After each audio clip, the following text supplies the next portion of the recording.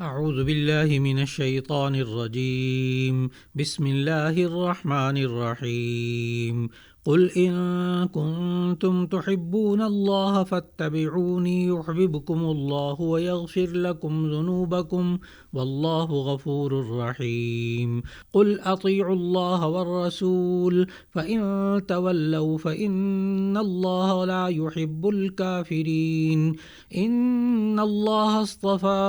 آدم ونوحا وآل ابراہیم وآل عمران علی العالمین ذریۃ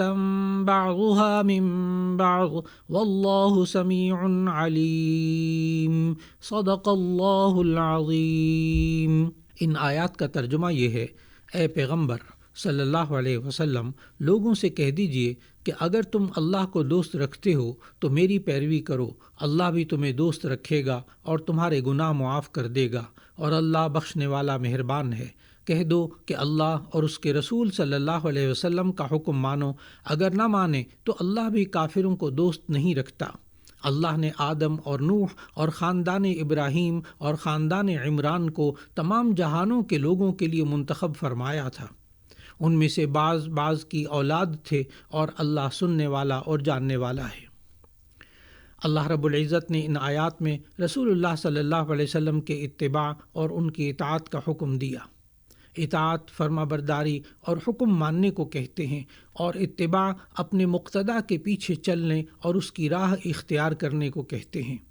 جتنی بھی مذہبی قومیں ہیں وہ اللہ تعالیٰ کو مانتی ہیں، اگرچہ ماننے کے طریقے مختلف ہیں، اور انہیں یہ بھی دعویٰ ہے کہ ہم اللہ سے محبت کرتے ہیں۔ اللہ رب العزت نے رسول اللہ صلی اللہ علیہ وسلم کے ذریعے ان آیات میں یہ اعلان کروایا کہ محبت صرف دعویٰ کرنے کی چیز نہیں، بلکہ وہ محبت معتبر ہے جو محبوب کی مرضی کے مطابق ہو اور اللہ کے نزدیک معتبر بھی ہو۔ انسانی مزاج ہے کہ وہ جس سے محبت کرتا ہے تو اس کی اتباع بھی کرتا ہے۔ یہاں اللہ رب العزت نے فرمایا کہ آپ صلی اللہ علیہ وسلم لوگوں سے فرما دیجئے کہ اگر تم اللہ سے محبت رکھتے ہو تو تم لوگ میری اتباع کرو۔ رسول اللہ صلی اللہ علیہ وسلم کی اتباع اتنی ضروری ہے کہ اللہ رب العزت نے سورۃ الاحزاب کی آیت نمبر 21 میں فرمایا، لَقَدْ كَانَ لَكُمْ فِي رَسُولِ اللَّهِ أُسْوَةٌ حَسَنَةٌ، تمہارے لیے رسول اللہ صلی اللہ علیہ وسلم کی ذات اقدس میں بہترین نمونہ زندگی موجود ہے۔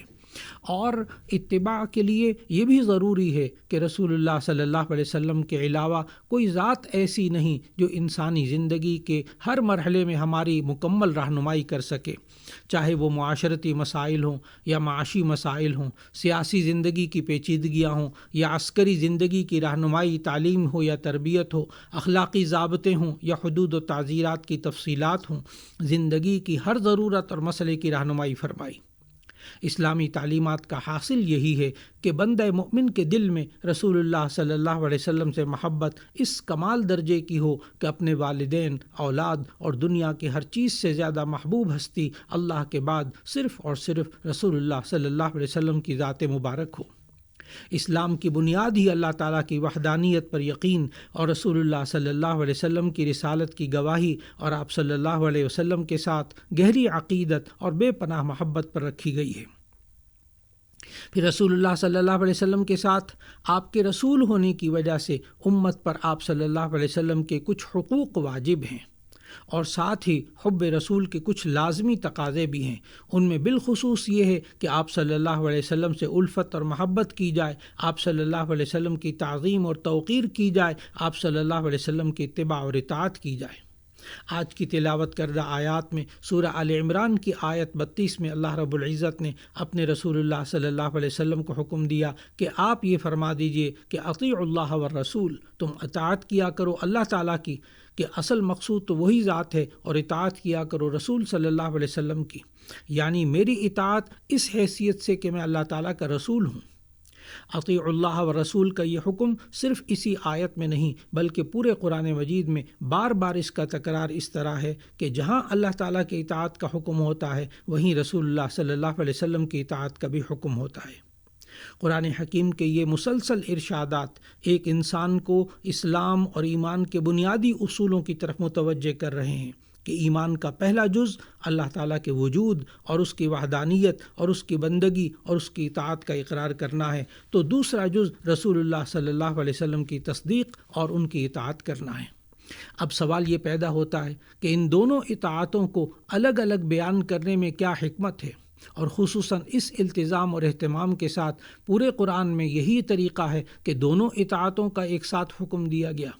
اس کی وجہ مفسرین نے یہ لکھی کہ اللہ تعالیٰ نے دنیا کی ہدایت کے لیے ایک کتاب بھیجی اور ایک رسول بھیجا، اور رسول اللہ صلی اللہ علیہ وسلم کے ذمے یہ کام لگائے کہ اول یہ کہ وہ قرآن حکیم کی آیات اسی صورت اور لب و لہجے کے ساتھ لوگوں تک پہنچا دیں جس طرح وہ آیات نازل ہوئیں،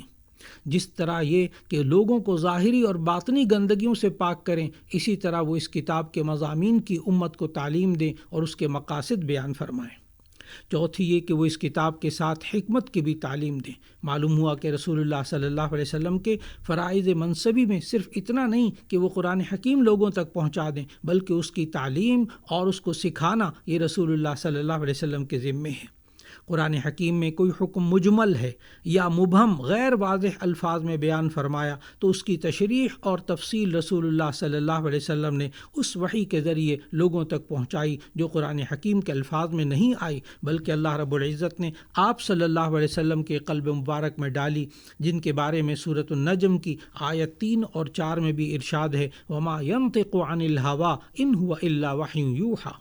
یعنی نبی صلی اللہ علیہ وسلم جو کچھ بولتے ہیں وہ کسی اپنی خواہش سے نہیں بولتے، بلکہ سب اللہ تعالیٰ کی طرف سے وحی ہوتا ہے۔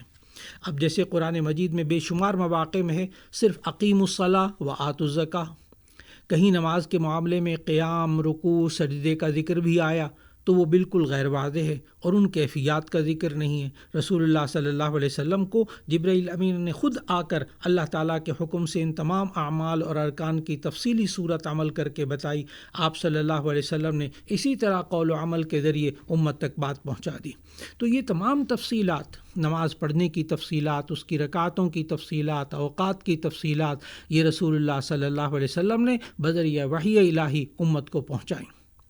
تو کسی وقت کسی ناواقف کو یہ غلط فہمی ہو سکتی ہے کہ یہ تفصیلی احکام جو احادیث میں ہیں یہ اللہ تعالیٰ کے دیے ہوئے احکام نہیں ہیں، اس لیے اللہ رب العزت نے سارے قرآن مجید میں بار بار اپنی اطاعت کے ساتھ ساتھ رسول اللہ صلی اللہ علیہ وسلم کی اطاعت کو لازم قرار دیا۔